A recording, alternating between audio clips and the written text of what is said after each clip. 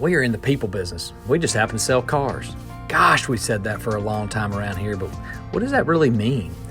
Well, this is our attempt to bring out some of what that means in real-life stories of the people that make up this special company. My name's Ty Bullard, and I have the honor and the privilege of leading Joe Bullard Automotive right here in Mobile, Alabama, that is truly trying to make a difference one person at a time. Really, Ty? Easy to say, but are you seriously trying to do this or just saying this?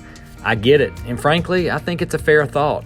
But come journey with us as we open up with these people and truly get to explore their humanness that makes them difference makers. We all have a story. I do, you do, we all do, and I'm just excited to share some of these with you. Okay, enough with the intro. Let's jump in. Welcome back to JBTV. It's good to have you today. We, every week, have a special, I say every week, not every week, but every time we have a special guest, so we'll always say that. We have a really neat story today that I want to delve into that I'm excited to really hear more of, but also share with y'all, our audience, about one of our employees that works with us. Kevin Busby's here today. Kevin, you've been with us off and on. 18 years. 18 I years. guess, somewhere around so, there. obviously, people we've had on here have been here a while. You're like, do you have any young employees? Yeah, we do. But certainly been here 18 years. Worked at a lot of our customers will know him from Cadillac days and now from the Jaguar Land Rover days. Service advisor for both of those brands, has really done a tremendous job of building what I would say is really cultivating your client base and taking care of them and just growing that. And that's I think you've really embraced that and done a really good job of building that up, which is kind of in that role really important. It is. And to where they trust Kevin. They come to Joe Bullard, but they come to Joe Bullard because Kevin takes care of them. Right. And that's when we've really done our job. And so I kudos you for that because I think you've done a good job. What I want to switch to is not talk about work, Kevin, at Automotive, Kevin. I want to talk about something you did or y'all did as a family, which was a little bit of a risk probably, but LuLu's Snow Shack. Yes. LuLu's Snow Shack, which has, if you have a child and have been to any type of, probably if you live in this area, being Mobile, the surrounding area, and you have a child over the last 10 years or so, you've probably had a LuLu's, I'm going to say this wrong, LuLu's Snowball. And that's correct. They have been all over. And this guy, Kevin, and his family, I'm talking to the founder of LuLu's Snow Shack. And it has been around this community at every sporting event, every type of event. I don't know. I mean, there's all kind of events you probably went to. Absolutely. So I want to talk about that today, Kevin. Okay. And so what I would ask that you start with is take us back to the original idea. Like the original, when it hit, when it clicked, when it said, that's kind of a crazy idea. Take us back there. All right. So I started the business about 9 years ago. We're actually from a family of restaurants. My mom and dad had restaurants all my life. Arkansas? Arkansas, Little Rock, Arkansas. We had Golden Griddles. We had 3 restaurants in Arkansas. So we've always been in the food industry type stuff, serving people. I guess it's kind of where my knack to serve people comes from, to my parents. Cool. So my dad had retired. He actually started LuLu's Snow Shack in Arkansas. And he got to the point where it wasn't doing real well, so he changed to barbecue. My dad liked to go do several things, so he had barbecue. So if you go to my LuLu's Snow Shack, you'll see a dancing pig in the side of that trailer that's still there. To this day, we can't get it off there. Couldn't get it off there all the way. So he stopped doing that, and the trailer sat in his driveway for a long time. I was driving to work one morning. I don't ever ride the radio on, so I'm always thinking about my day. I'm very similar. One of those days I just don't think about nothing but just what's going on in life. And I was thinking, man, my kids are just killing me. They're just wearing my pocketbook out for everything they need for baseball and this, that, and the other. So I just... And they were, at this time, how old were your kids? Brody was 15, Jordan was 14, and Lindsay was 10. Gotcha. So they all started in my LuLu's Snow Shack. I decided, I called Dad one day on the way home. I said, Dad, what you going to do with that trailer out there? And he goes, I said, you need to sell it. And he goes, I don't know what to do with it. And I got 2 or 3 days later went by. I was on the way to work, and I said, let me call Dad real quick. I said, Dad, what are you going to do with that trailer? Have you sold it yet? He said, no. I said, I want to buy it. He said, what you want to do with it? I said, I want to make a snowball trailer out of it and put the kids to work and give them some ability to learn how to deal with the public, deal with money, and just learn how to treat people that are coming to do a service for them. And I said it'd be a good life lesson for them to start off with. At this point, had you talked to your wife about this? No. No. I mean, I don't love that in a bad way. Like, it's just interesting. I was just curious. I actually had a deal bought to buy it from my dad for about a week before I actually told my wife about it. So This is an honest show. and she looked at me when I told her, said, "You got to be crazy." And I said, "Baby," I said, "well, what better thing to do put these kids to work in the summertime?" I said, "We got baseball players. Nobody wants to hire a baseball player out of high school because their schedule is erratic. Always got practice, can't make it because I got a pop-up practice, a pop-up game." I said, "What better place to do? Put them in business and, start a little business and then put them to work. And if we can't open, we just put a sign on the building, sorry, not open today." So, but that really never happened because either Jordan could work or Lindsay could work or Brody could work. So it you had worked three out. of them. So we had 3 of them. But we also hired a lot of other kids in the community as well that were good friends of the kids. And to fit their schedule. And fit their schedule as well. So we had a lot of friends that had kids, and so it made a good thing for us, for the kids to learn to deal with people. Man, that's so important. Like, what an important thing to teach your children, not just like to interact with people, like in Right. different settings, whether it's church or you get them involved in some sort of leadership at the school or whatever that looks like.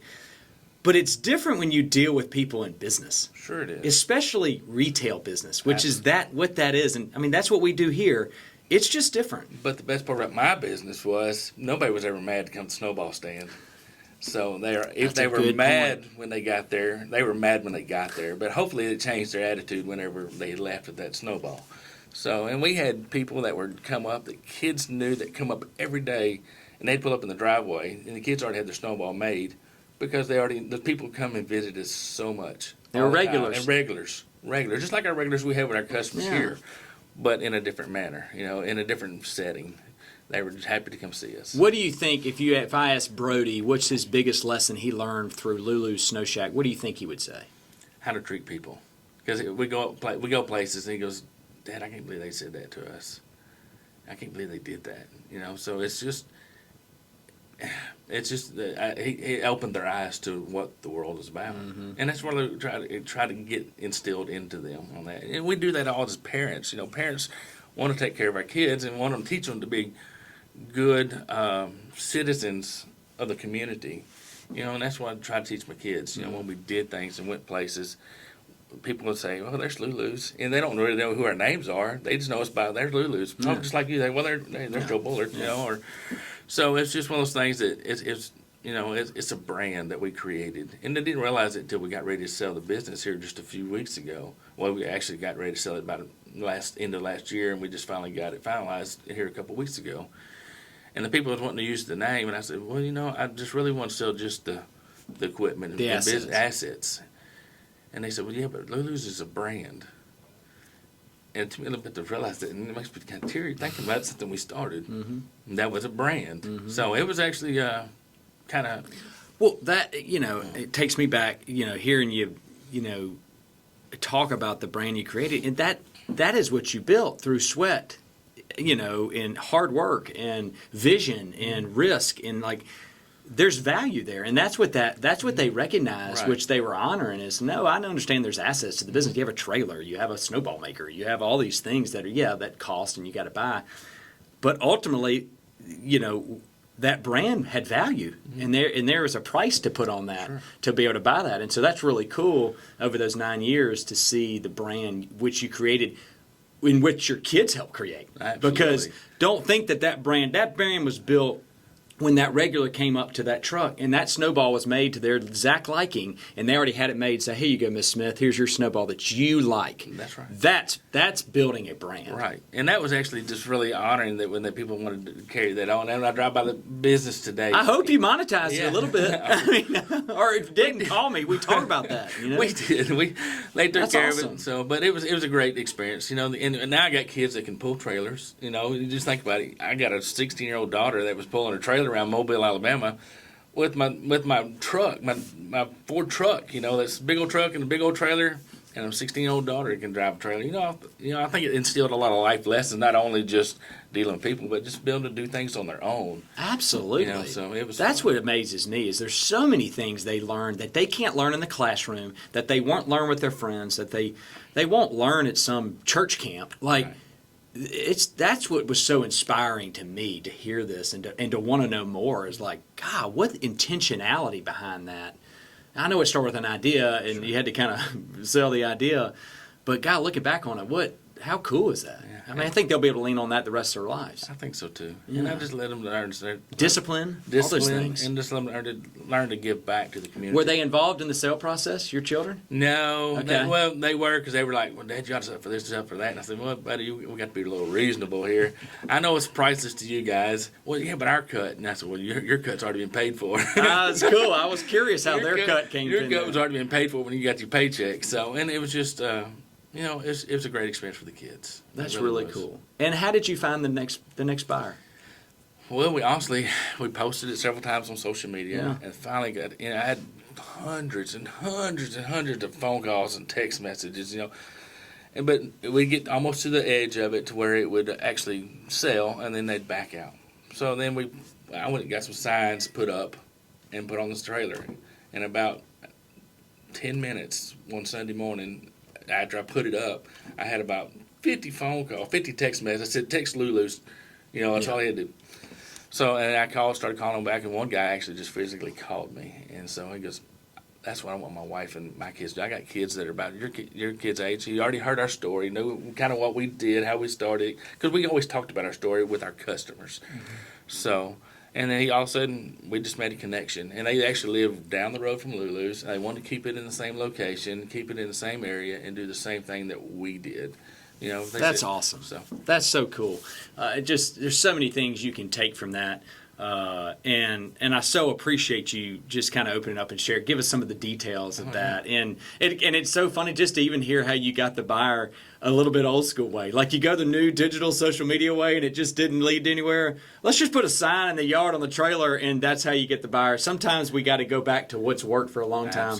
And I always joke with our people here that real estate matters. There's a reason that rent's expensive because that real estate matters. But thank you so much for opening up. And I think the encouragement and some of the big takeaway I hear is, what is our LuLu's Snow Shack in our lives? What is that for our family that maybe is a little bit of risk that we just hadn't stepped out and did it? And so what I hear you is you just did it. Like you just stepped out and you let things just happen. And that is just super encouraging. And how it served your family is just really remarkable. And I really appreciate you sharing that today, Absolutely. Kevin. So thank you for being with us. Thank you for pleasure. giving us a little snippet of that. I know there's a lot more there, but hopefully it's encouraging. Hopefully it encourages you to step out and figure out and define what your LuLu's Snow Shack is. So thank you for being with us. Till next time on JBTV. We'll see you.